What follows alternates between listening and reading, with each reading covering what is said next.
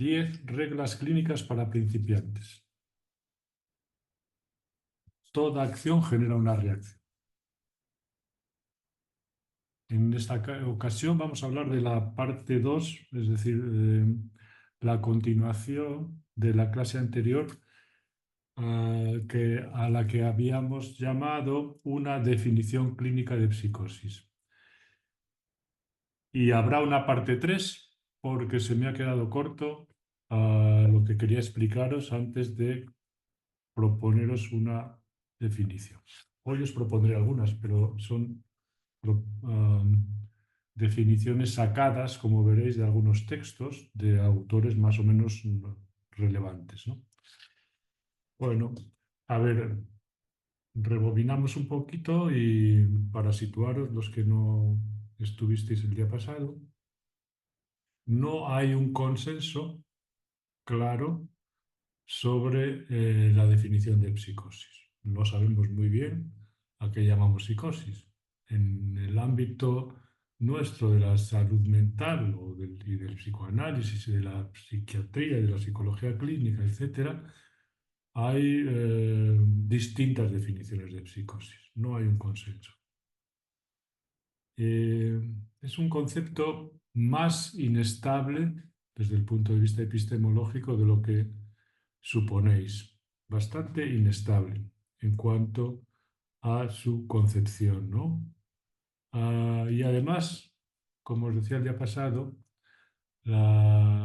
este concepto fundamental en psicopatología está en desuso. En algunos ambientes se usa mucho, pero en otros se usa muy poco. Eh, Varía además enormemente de su empleo, varía no solamente en el ámbito del campo de significación o en el ámbito semántico, sino que en algunos lugares apenas se emplea y en otros se emplea bastante, ¿no? Pero en cualquier caso, el ámbito, digamos, lo que se entiende por psicosis varía de una parroquia a otra. Si hablas con un psicoanalista de orientación X, te da una definición de psicosis tal. Y si hablas con uno de orientación Y, te da otra definición de psicosis. Si saltas a a la acera de enfrente y hablas con los que trabajan en salud mental, te dan una definición que no tiene nada que ver con la anterior, ¿no?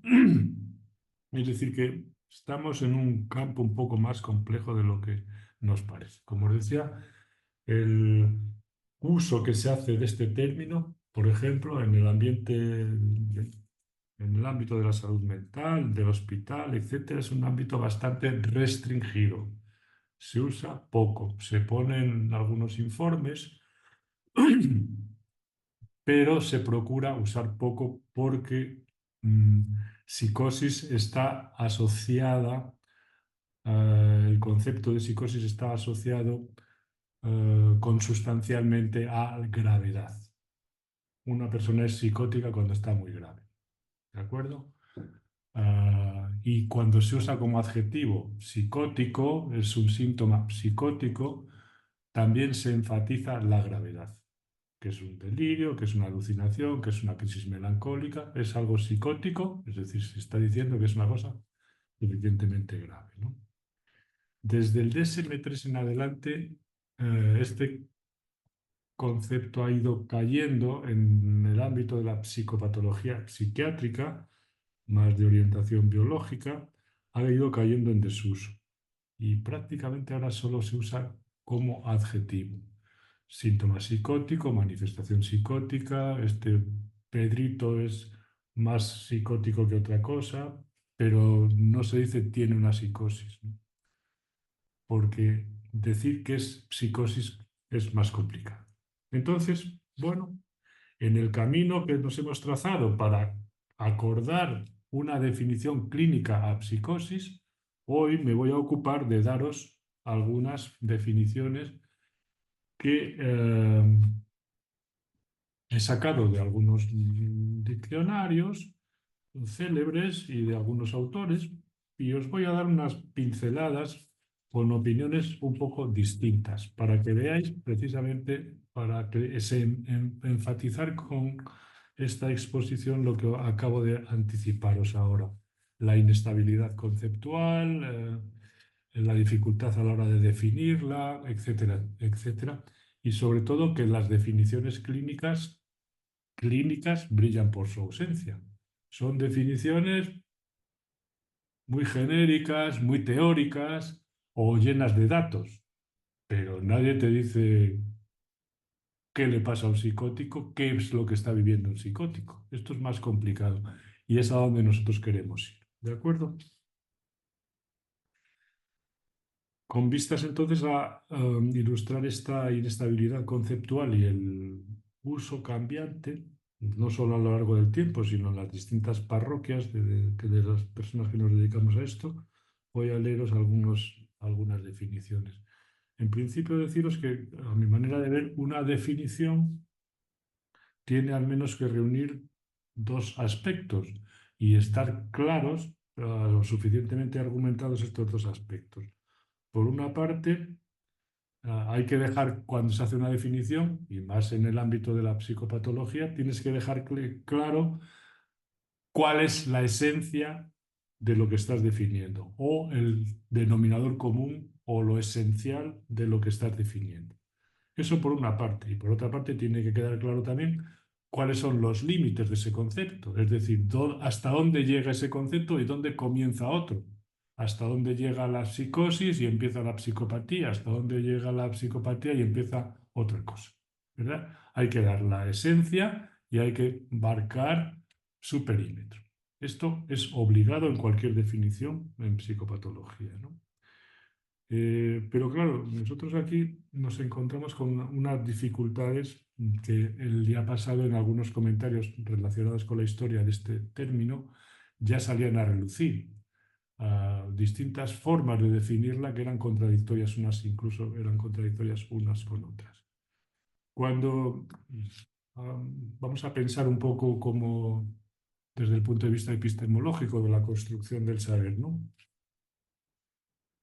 Cuando nosotros trazamos o tenemos conceptos que son muy amplios y heterogéneos, si son muy amplios y heterogéneos, la dificultad a la hora de definirlos aumenta exponencialmente.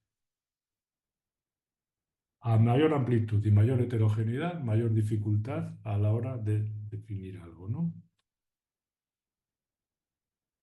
A veces esta heterogeneidad, como es en el caso de la esquizofrenia, que es una construcción que tenemos ahí, que es tan heterogénea, porque ya se hizo como esa especie de heterogeneidad a la que dotó Kraepelin cuando definió la demencia precoz, que eran personas tan raras, tan distintas entre sí, pues toda esa especie de heterogeneidad a veces hace imposible dar una definición. ¿Por qué? Pues porque es muy difícil o a veces imposible encontrar una esencia común, un denominador común, porque muchos comparten algo, pero hay otros que no lo comparten, con lo cual no los puedes meter en la misma definición, ¿no?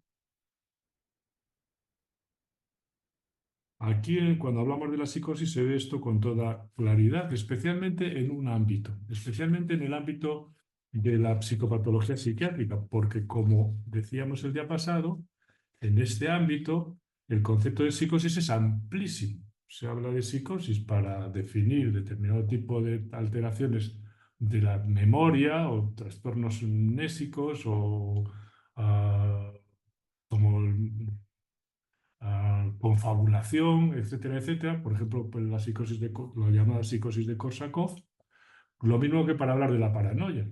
Dirán, ¿qué tiene que ver un paranoico delirante con un tío que tiene estos problemas tan enormes de memoria y además con una causa, con una etiología completamente distinta, ¿no? Bueno, pues todo eso se mete en el mismo sitio por las rarezas, por lo psicótico, podríamos decir así, de la fabulación y lo psicótico del delirio. Pero no es exactamente, aunque sean raras esas dos cosas, no tienen. ¿Dónde está lo común? En la rareza, en que son disparates. Eso vale para hacer un campo común. Bueno, entonces en este ámbito, en el ámbito de la psicopatología psiquiátrica, es más complicado y por eso se ha tendido más a desusar, a no usar este término por la heterogeneidad que tiene.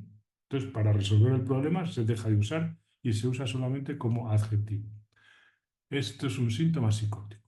Bueno, pero pues, ¿quiere decir que debajo está la psicosis? Pues bueno, pues grave sí es. Bueno, pero la psicosis ¿qué es? Bueno, eso ya no lo sé. Ya está, arreglado. En otros ámbitos más cercanos a nosotros, por ejemplo, en el ámbito en la orientación lacaniana, la definición de psicosis se aplica a un ámbito más concreto. Se dejan fuera todas las psicosis llamadas orgánicas o que hemos calificado el día pasado de orgánicas, todas las que tienen que ver con el cerebro y con el metabolismo y con los tóxicos y con todo eso, ¿vale? Perfecto. Entonces se habla de psicosis exclusivamente, únicamente cuando se habla de la esquizofrenia, la paranoia y la psicosis maníaco-depresiva. Perfecto. Bueno, pero aunque sea concreto, la dificultad estriba en este caso, es un ámbito más concreto, se puede dar una definición, pero en este caso la dificultad estriba en que la definición misma se vuelve muy tautológica. Es decir, que lo mismo con la definición, digamos, empleas una serie de términos que después le dan consistencia a la definición, pero que esos mismos términos se definen como el concepto que estás definiendo, con lo cual hay una especie de repetición que luego os mostraré con más claridad, ¿no? Si yo defino la psicosis como la forclusión del nombre del padre, me voy a ver qué quiere decir forclusión del nombre del padre, me pone psicosis. Digo, coño, a ver, mm, hay aquí algo que es demasiado tautológico, ¿no? Es decir, que por dar una definición no es nada fácil. Vamos a ver un poco cómo podemos, no obstante, dar una definición. En este caso, una teoría tan potente como la elaborada en psicoanálisis, especialmente por Lacan, que es una gran teoría muy bien hecha, ah, digamos, hay que sostenerla sobre un fundamento clínico, es decir, sobre una base descriptiva de lo que son las experiencias de la psicosis. Más que los signos de la psicosis, las experiencias genuinas de la psicosis.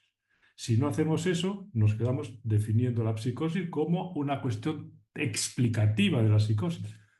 La condición de la psicosis es la forclusión. Bueno, vale, fenomenal. ¿A qué estamos llamando psicosis? Si la forclusión es un mecanismo que es transfenomenológico. ¿Dónde está lo que se puede palpar, o observar, o ver, o escuchar? ¿No? Ahí está un poco la dificultad. Es decir, que las dificultades están por todos los lados, ¿no? Perfecto. Bueno, las definiciones elaboradas en psicopatología psiquiátrica incluyen, como decía antes, un conjunto, pero amplísimo, de alteraciones denominadas psicosis, pues, algunas de las cuales corresponden, como os decía, a enfermedades orgánicas, pongamos, por ejemplo, lesiones cerebrales traumáticas, abuso de drogas o intoxicaciones, hasta enfermedades, digamos, como la demencia, ¿no? Y a estas llamadas psicosis orgánicas, o que se les llamó durante algún tiempo psicosis orgánicas, se le añaden otras psicosis muy distintas a mi manera de ver o a nuestra manera de ver, ¿no? Como la paranoia, la esquizofrenia o la melancolía o la psicosis maníaco-depresiva, ¿no? Que tienen en realidad poco que ver ah, con las anteriores, salvo el que coinciden en que la expresión a veces pasa por cosas raras o por disparates. Pero eso es suficiente para hacer un conjunto tan amplio. Entonces, a lo largo del siglo XIX, eh, el término psicosis se ha utilizado para describir todas aquellas patologías, con independencia de su génesis, que combinan una pérdida, y aquí ya comenzamos a usar algo que se suele dar siempre como definición de psicosis, una pérdida del contacto con la realidad. Una pérdida del contacto con la realidad y además la creación de una realidad alternativa, a través, por ejemplo, de las alucinaciones o a través del delirio, etcétera, etcétera. Bueno, tampoco podemos conformarnos con Esto lo haré especialmente el próximo día con definir la psicosis únicamente como una alteración de la realidad y con la transformación de una realidad, en la invención de una realidad alternativa, porque son conceptos muy... En las grandes psicosis sí se ve esto con mucha claridad, no solamente cómo está trastocada la relación con la realidad a través del ensimismamiento autista o de estar en la luna y vivir cosas muy raras, y sobre todo lo que se ve con más claridad es la reconstrucción de la realidad, ¿no? Una reconstrucción muy vívida, muy real, que viene, digamos, a través de la experiencia alucinatoria, etc. Bueno, esta amplitud, ¿verdad?, donde se mezcla lo físico con lo psíquico, en la psicosis, lo orgánico con lo funcional, hace de la psicosis, por ejemplo, en la clínica alemana, un concepto muy complejo de manejar, como veíamos el día pasado, cuando os leí algunas definiciones que ahora voy a recordaros, ¿no? Porque se toma lo orgánico, que inicialmente orgánico se decía, esta es una psicosis orgánica porque ahí está dañado un órgano, tal órgano, ¿no? Esta es una psicosis funcional porque no está dañado el órgano, sino la función. Y a partir de ahí se creó esta especie de oposición entre las psicosis orgánicas y las psicosis funcionales, poco artificial, pero que funcionó durante mucho tiempo y hasta que fue sustituida lo orgánico fue sustituida por, digamos, el sustrato biológico y lo funcional por lo psicógeno. Entonces se decía, esta es una enfermedad médica o es una enfermedad orgánica, pero orgánico en el sentido de que es biológica y en oposición a eso estaban las psicosis más psicógenas. Bueno, son formas de marcar un campo en ese sentido muy amplio, como os decía. Recordad lo que os decía el día pasado, cuando os leí brevemente el léxico de Peters, que es un autor alemán, donde en la entrada de ese léxico, de esa especie de diccionario, dice psicosis, enfermedad mental, ah, dice, es una designación psiquiátrica, es la designación psiquiátrica más general para múltiples formas de alteraciones psíquicas y de enfermedades mentales, algunas de las cuales son causadas por enfermedades orgánicas o cerebrales reconocidas, por ejemplo, la parálisis progresiva, mientras que otras, la base orgánica es solo hipotética y por eso las llamamos psicosis endógenas. Bueno, fijaros qué definición se sigue manteniendo hoy día todavía entre algunos ambientes, especialmente en la clínica alemana y en otros autores seguidores, ¿no? Bueno, vamos a dar ahora otras definiciones, la primera de las cuales la he sacado de un diccionario, de un gran diccionario, en este caso de psicoanálisis, que es el diccionario de La Planche y Pontalis, ¿no? Suficientemente conocido y siempre muy recomendable su uso, ¿no?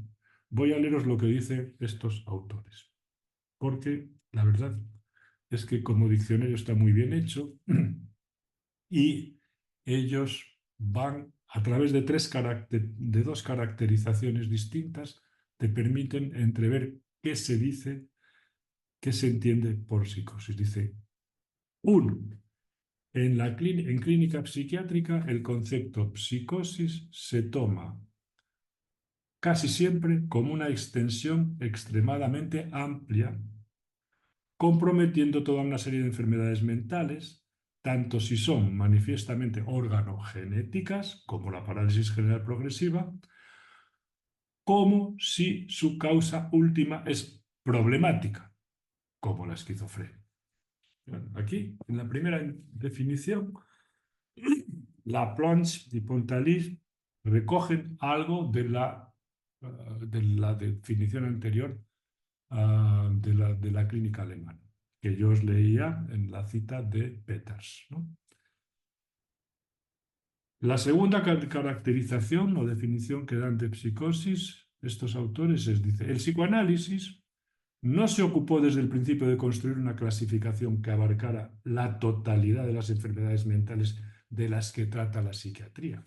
Esto es muy importante. Es decir, que el psicoanálisis actúa, opera, se interesa por una parcela mucho más reducida. El mundo de la clínica psiquiátrica es amplísimo. Trata un conjunto de patologías muchísimo más amplio de las que se ocupa el psicoanálisis. Y aquí lo dejan muy claro los autores. Por eso estoy a esta cita.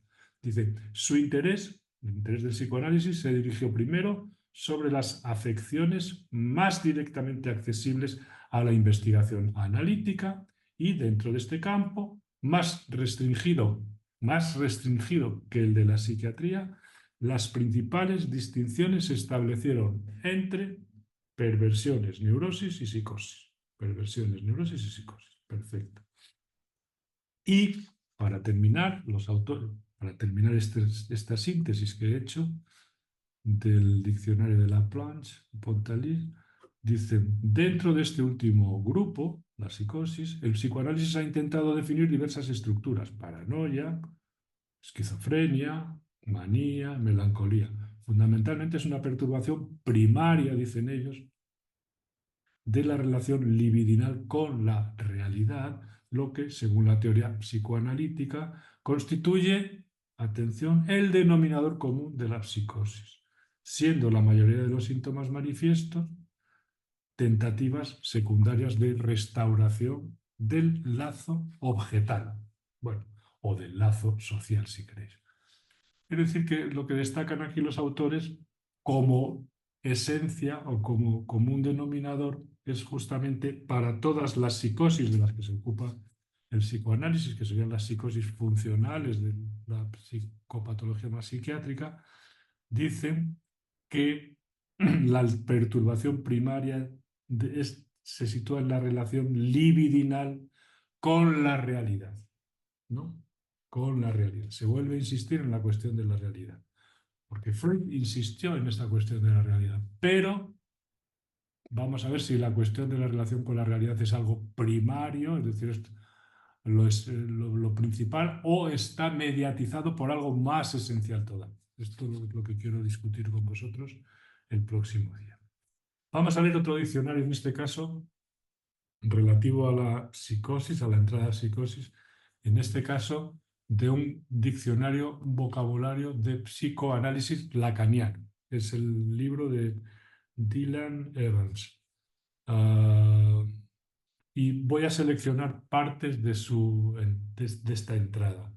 No todas aquellas que me salto, que son cuestiones meramente teóricas, que si la forclusión, que si el nombre del padre, que si el agujero en lo simbólico, todo ese tipo de cosas. Eso lo dejamos. Y he recogido algunos aspectos que tienen más que ver con algo más cercano a una definición clínica, es decir, a lo que un sujeto le pasa o vive cuando está psicótico o se dice que es psicótico, ¿no? Y me he quedado con algunos párrafos ahí que voy a tratar de presentaros, ¿no? Dice Evans que la discusión más detallada de Lacan sobre la psicosis aparece en el seminario, naturalmente, de 1955-56, que se llama así, La psicosis, y que es en este seminario donde expone los principios fundamentales, o al menos podemos decir los que fueron principios fundamentales del Lacan más clásico, ¿no? Sobre la locura. Dice Evans sobre la locura, porque el seminario de Lacan comienza diciendo lo que ya se llama actualmente psicosis es lo que se ha venido llamando la locura. Eso lo digo para la gente que se mete mucho conmigo cuando me dice, ¿por qué estás hablando de la locura? Joder, la locura y la psicosis para mí es lo mismo. Pues que lean el inicio del seminario 3 de Lacan también. Entonces, Lacan define la psicosis, dice Evans, como una de las tres estructuras clínicas, en este caso, la que está caracterizada por la forclusión. Ya tenemos el elemento teórico, que es una construcción teórica explicativa que se usa ya en la definición. Bueno, se define por una cuestión teórica. Vamos a ver si conseguimos dar una definición más clínica. En este proceso, el nombre del padre no se integra en el universo simbólico del sujeto psicótico, sino que queda forcluido, lo que genera un vacío en el orden simbólico. Muy bien. Hablar de un vacío en el orden simbólico no significa que el psicótico carezca de inconsciente, dice. Por el contrario, la psicosis, bueno, hay varias referencias al inconsciente a cielo abierto, dice Lacan. El inconsciente está presente, pero no se expresa como en la neurosis, etcétera, etcétera. Bueno, la estructura psicótica, continúa Evans, es, por tanto, el resultado de un mal funcionamiento del complejo de Edipo debido a una carencia de la función paterna. ¿Veis cómo hay una definición tautológica en cuanto a que yo defino un concepto con otro concepto teórico, en este caso, complejo de Edipo, es la explicación de un conjunto de movimientos con respecto al sujeto y a la relación con el deseo y a los otros y al otro, y a eso se le da un nombre, ¿verdad? O función paterna, lo mismo, y entonces se define en función el concepto de psicosis con respecto a una cuestión elaborada teóricamente. Podría ser lo mismo decir, ¿qué es la psicosis? La psicosis es el resultado de, yo qué sé, de un déficit de serotonina, de dopamina, lo que sea, ¿no? Bueno, es decir, nos interesaría más definir la psicosis desde el punto de vista clínico, ¿no? Bueno, más específicamente, en la psicosis, la función paterna queda reducida a la imagen del padre, bueno, lo que implica que lo simbólico se reduce a lo imaginario. Bien, esto es un poco paso un poco estas cuestiones, ¿no? De las que deriva naturalmente, fijaros en... A ver, esto es importante entenderlo. Si yo defino cuando tenemos un campo ah, al que tenemos que definir, cuanto más concreto se vuelva, ¿verdad? Mejor se puede definir. Es verdad que nos salen otros inconvenientes después, porque de esa concreción favorece que se puedan hacer ciertas derivadas, ¿no? Y que esas derivadas se vayan concretando ya tanto que después se nos queden muchos casos fuera. A ver si me explico, lo entenderéis fácilmente. Por ejemplo, de todas estas cuestiones de las que hablamos aquí, de las que está comentando Evans, eh, dice que para que se dé la psicosis, para que haya fenómenos psicóticos, dice él, tiene que darse dos condiciones. En primer lugar, dice Evans, tiene que darse dos condiciones, cumplirse dos condiciones. En primer lugar, el sujeto debe tener una estructura psicótica. Bueno, para ser, digamos, es una cuestión a discutir, ¿eh? La damos por, bueno, le podemos dar un repaso. Para que se den fenómenos psicóticos, tiene que haber una estructura psicótica.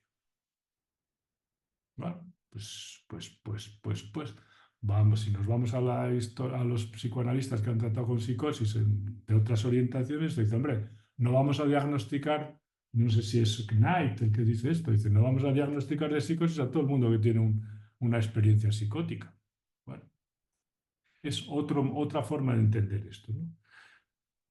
Pero aquí es, según se defiende en este modelo, para que se den fenómenos psicóticos, uno, el sujeto tiene que tener una estructura psicótica. Vale. Y dos, esta es más complicada, el nombre del padre debe ser, cito textualmente, llamado a una oposición simbólica con el sujeto. Esto es lo que dice Lacan en los escritos, en concreto en el texto de una cuestión preliminar, ¿no? Es decir, que al hacer esta segunda derivada, el nombre del padre debe ser llamado a una oposición simbólica con el sujeto, oposición simbólica frente al sujeto, ¿no? Ah, claro, estamos asentando que el desencadenamiento de la psicosis se da siempre en esta circunstancia. Es decir, en el llamado, digamos, a una oposición simbólica con el sujeto. El nombre del padre debe ser convocado, llamado, como queráis, pues está cogido el texto, el vocabulario en inglés, el de Evans, no sé cómo lo... Debe ser llamado en oposición simbólica con el sujeto.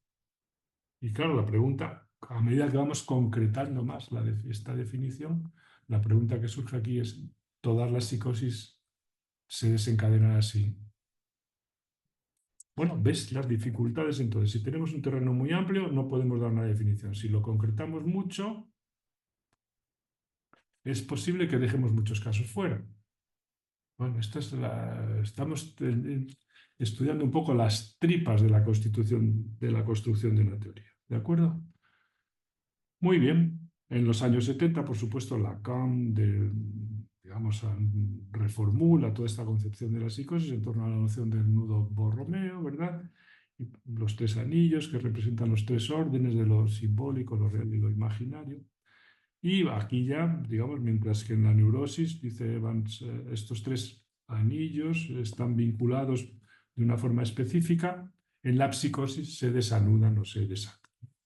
Sin embargo, esta disociación psicótica a veces puede evitarse mediante la formación de un síntoma que actúa como un cuarto anillo, manteniendo unidos los tres anillos que se han desenlazado, y en ese caso se llamaría santo, un santo. Bien, muy bien, muy bien.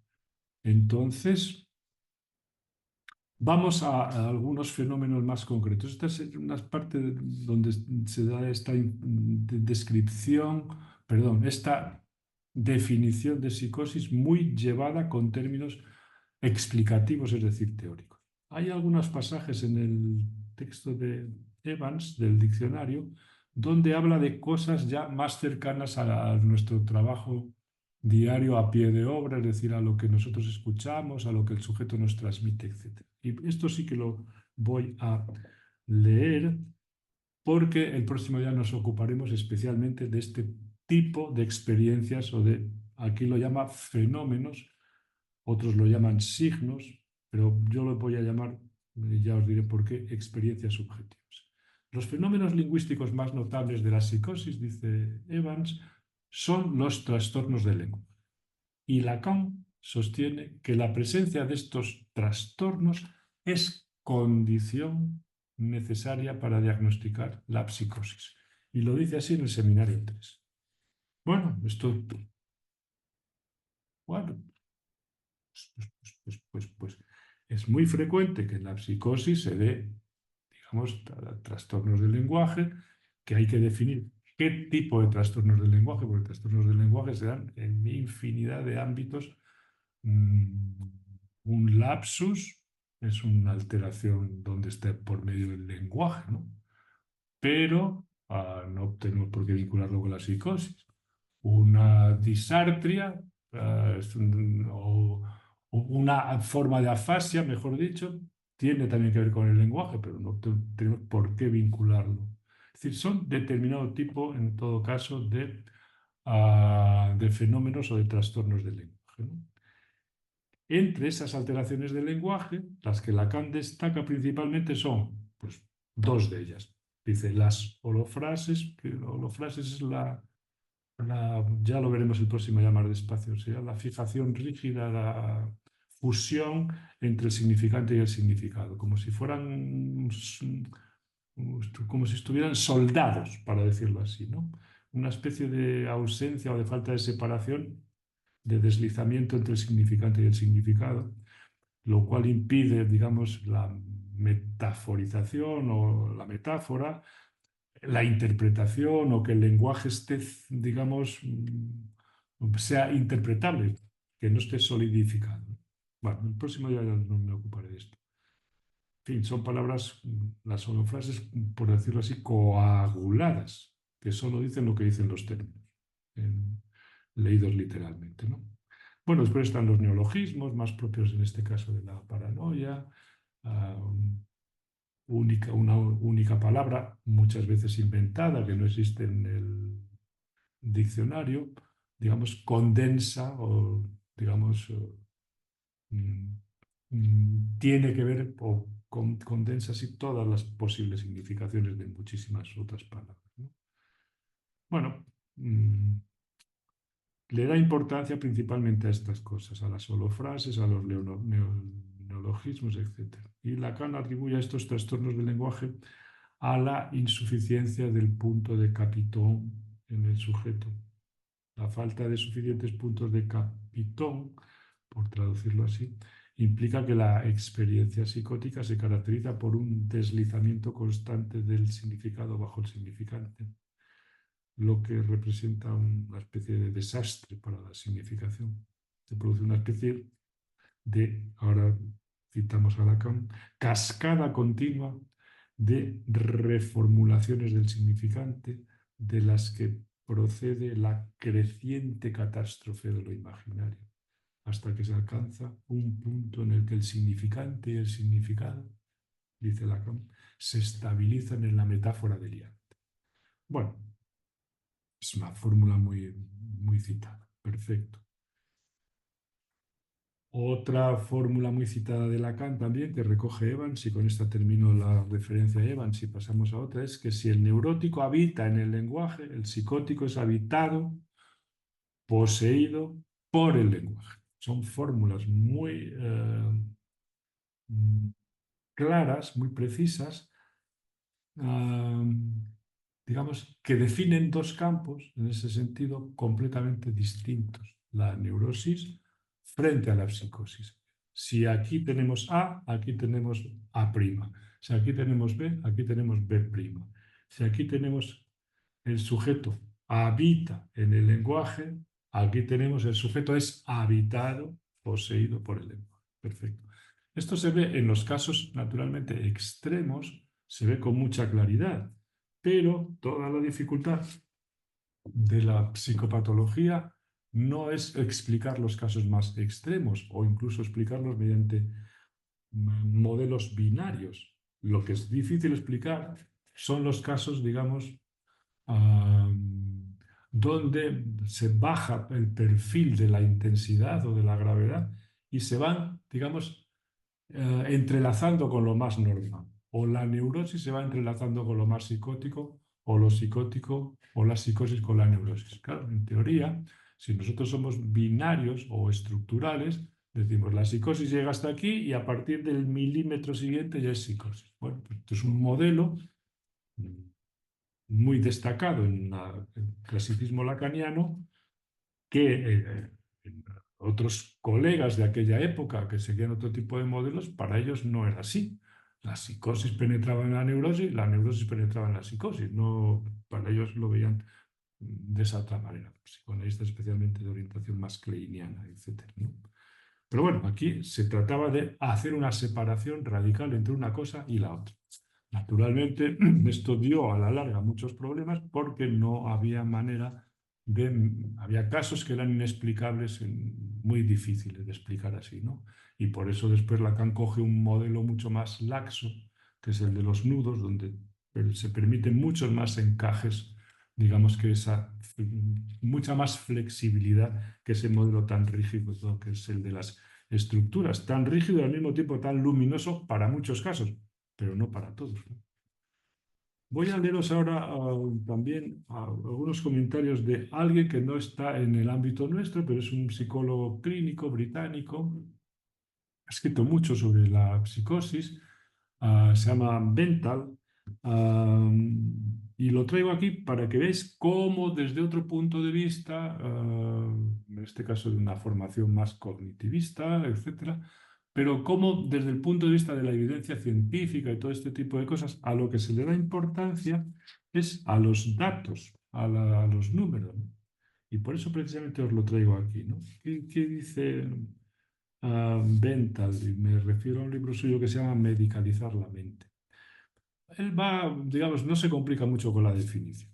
Bueno, por ejemplo, viene a decir que la esquizofrenia y el trastorno bipolar son las dos formas principales de la psicosis y que se caracterizan por la pérdida del contacto con la realidad. Bueno, esto es algo bastante dicho en otros lugares, ¿no? La esquizofrenia se asocia con síntomas positivos como alucinaciones, delirios y otros que son negativos como la bulia, la anedonia, etc. Y ahora voy a leeros una frase de Bentham.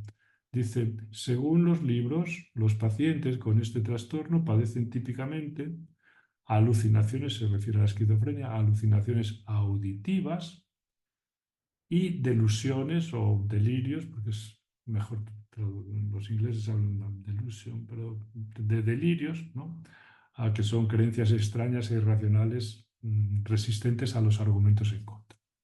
Esa es la definición de delirios. Son creencias extrañas e irracionales que resisten a los argumentos en contra. Que no, Jaimito, que no, que Dios no te habla, que eres tú el que te lo imaginas. Dice, sí, sí. Voy a pedir cambio de terapeuta porque parece que usted no se entera de nada. Bueno, y sigue Bentham, dice, muchos pacientes también presentan en ocasiones pensamiento desorganizado. Utilizan un lenguaje incoherente, especialmente cuando están angustiados. Además de estos síntomas positivos, llamados así porque en general están ausentes en personas sanas, gran cantidad de pacientes asimismo sufren síntomas negativos, nombrados así, ya que parecen reflejar una pérdida de las capacidades normales. Forman parte de este grupo la abulia, la anedonia, es decir, la capacidad para experimentar placer, el aplanamiento afectivo, etc. Bueno, esto es un poco la visión que de este hombre y que después habla de describe igualmente el trastorno bipolar, pues con los elementos que se describen en todos los manuales que se usan actualmente, ¿no? Mm, Bueno, habla del trastorno bipolar tipo 1, tipo 2. No, esto debe ser anterior al DSM-5 porque no habla del trastorno ciclotímico. Pero bueno, los va describiendo con los elementos que todo el mundo conoce y que son suficientemente. ah, y luego, después de describir el trastorno bipolar según los términos usuales que aparecen en todos los manuales, ah, comienza con los datos y dice, os lo resumo para no leer todo esto. El impacto, fijaros, ¿qué le importa a Bentham también para incluir en la definición de psicosis? El impacto de estos trastornos en la población es significativo. Se estima que alrededor del 3% de personas pueden experimentar algún tipo de psicosis en su vida. En términos absolutos, esto se traduce en millones de afectados en el mundo. Además, la calidad de vida de los pacientes se ve gravemente deteriorada. Altas tasas de suicidio, discapacidad, problemas en las relaciones personales y dificultades laborales son comunes. Un estudio revela que, tras 15 años de seguimiento, una parte considerable de los pacientes con esquizofrenia seguía severamente discapacitada. Fijaros cómo, de qué manera, a la hora de definir estos conceptos, psicosis en este caso, se echa mano de una serie de datos que lo que vienen a hablar es de la repercusión que tiene en las personas, en las familias, en la población general, en el mundo sanitario, en el mundo, en el ámbito social y sobre todo en la cuestión, en el ámbito también económico. Por ejemplo, más adelante saca a colación todas las cuestiones. Dicen, pues, muchas veces en el libro que os hablaba, Medicalizar la mente, también se enfoca el temor que la sociedad tiene hacia la psicosis, alimentando por medios de comunicación que vinculan la esquizofrenia con la violencia, por ejemplo. Él discute estas cuestiones, por supuesto, ¿no? El gasto anual de esquizofrenia por cuestiones de esquizofrenia en Estados Unidos y Norteamérica, 62 millones de dólares y en el Reino Unido 4 millones de libras. Bueno, son datos, en fin, que se tienen en cuenta y esto es lo que quiero transmitiros porque no se puede pensar la psicosis para ellos únicamente desde un punto de vista descriptivo de las experiencias de los sujetos, sino se da una definición y cada uno después lo lleva al terreno, en este caso, a toda la repercusión social, al, digamos, en el ámbito sanitario, en el ámbito económico, etc. ¿De acuerdo? ¿Qué conclusiones podemos sacar por ahora de estas? Pues vamos a las conclusiones, así nos aburro más de la... ¿no? Como os decía al principio, ya os anticipaba que hay teorías débiles y teorías más fuertes. En el ámbito de la psicopatología psiquiátrica no hay teorías muy potentes, o yo por lo menos no las he encontrado. Entonces hay teorías más bien débiles y esas teorías débiles, al no poder abarcar el conjunto de lo que tratas de definir, psicosis, porque estás mezclando cuestiones propiamente de las atribuibles a demencias, ¿no? Que tratan los neurólogos, las estás mezclando con psicosis, ¿no? Bueno, entonces, en esa heterogeneidad es muy difícil hacer una teoría, no solo una definición, sino una teoría. Con lo cual, los conceptos tienden a atomizarse, a, a multiplicarse aún más, a hacerse más heterogéneos aún. Veremos después el contrapunto, por ejemplo, de la teoría de Lacan, que es una teoría mucho más fuerte, pero que lleva, por otra parte, no a la atomización, sino a la tautología, es decir, a la repetición en la definición, ¿no? Por ejemplo, con respecto a estas, en el ámbito de la psicopatología más de corte psiquiátrico, hay una confusión evidente entre las enfermedades del organismo, a mi manera de ver, y las alteraciones propiamente anímicas, ¿no? Una de las razones que permitieron aclarar esa confusión fue justamente establecer el binario neurosis versus psicosis. Es decir, para quitar toda esa confusión que se arrastraba desde Fleming, en fin, todos los que habían escrito sobre la psicosis en Alemania, que eran muchos y que mezclaban todos lo orgánico con lo psíquico, Freud llega a un momento que dice, bueno, la psicosis es esto y la psicosis se opone a la neurosis y comienza a componer ahí dos organizaciones, dos tipos de funcionamiento o dos estructuras distintas, donde aquí hay esto, aquí hay otra cosa distinta. Donde aquí hay este mecanismo, aquí hay otro mecanismo distinto. Y va construyendo todo este puzzle, ¿no? Y gracias a ese puzzle, ¿verdad? Es como se empezó a aclarar un poco esa especie de pulverización o de atomización que él hereda de la clínica, digamos, propiamente psiquiátrica, en la, digamos, que él tiene, digamos, como referente, ¿no? Es decir, que hay una aclaración de estos dos términos, de la neurosis y de la psicosis, cuando se ponen uno frente al otro. Es decir, cuando se establece un tipo de conocimiento binario. La construcción del saber binario aporta muchas cosas, permite definir muy bien los conceptos. Naturalmente tiene un gran inconveniente, porque entre el blanco y el negro está el gris. Entre la locura y la cordura está la locura cuerda. Entre la razón y la locura está la locura razonable. Nada más que estableces un binario, te sale un oxímoron, te sale algo en medio, digamos que te lo descabala todo. Entre la psicosis y lo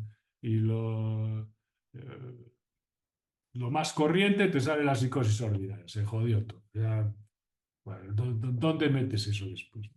En fin, mientras podemos funcionar con binarios, progresamos mucho con el riesgo de que construimos edificios que cuanto más pisos levantamos en él, más falso vamos haciendo el modelo, porque ya llegamos a paradojas donde si este ama, este otro no puede amar. Si este desea, este no puede desear, porque son contrarios. Pero hombre, no tienen por qué ser contrarios, son distintos.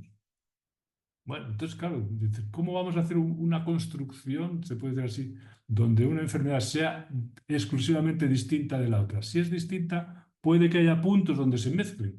No, son distintas del todo. Entonces son opuestas. Si son opuestas, si son disyuntivas, te va muy bien para los primeros pasos, pero luego se te cae el modelo justamente porque no hay manera de sostener eso, porque ya empieza a ser muy artificial toda la construcción, ¿no? Bueno, y esto es lo que, en fin, en el ámbito de la psicopatología más psiquiátrica es muy difícil dar una definición de psicosis porque es un terreno muy heterogéneo. Entonces, fijaros, la psicosis como tal ha sido paulatina y progresivamente sustituida por psicótico, por lo psicótico. Y psicótico se usa como sinónimo de gravedad. Esto que le pasa aquí es que esto es psicótico, porque es grave, ¿no? Ah, y esto ha sido especialmente, claro, ya en el DSM-4, pero sobre todo en el DSM-5, el término psicótico se usa solo como descriptor de síntomas graves, por ejemplo, los delirios, las alucinaciones, el pensamiento desorganizado. Estos son síntomas graves o síntomas psicóticos, ¿no? Entonces, se considera psicótico a cualquier paciente que tenga delirios o alucinaciones, sin importar el contexto o qué tipo de cosas le pase, sino que precisamente porque son muy llamativos y muy graves, se les caracteriza de psicóticos. Pero no existe una entrada como tal que defina psicosis.